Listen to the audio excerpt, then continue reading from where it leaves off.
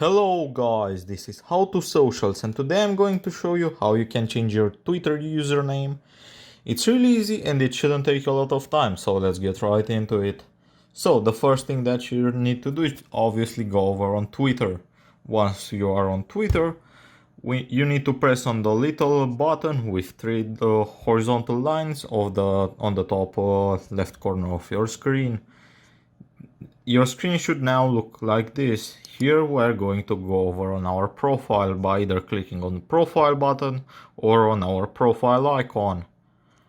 Once you've done that, you should be on a screen just like this, and here we're going to just select setup profile.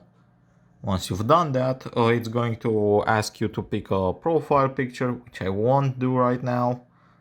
A header, just click on skip for now on the bottom left. And now, what should people call you? Your username is unique. You can always change it later. And here we can just change out our username. And now our profile has been updated. That's pretty much all there is to it, guys. I hope you found this tutorial helpful. I hope you were able to change your username.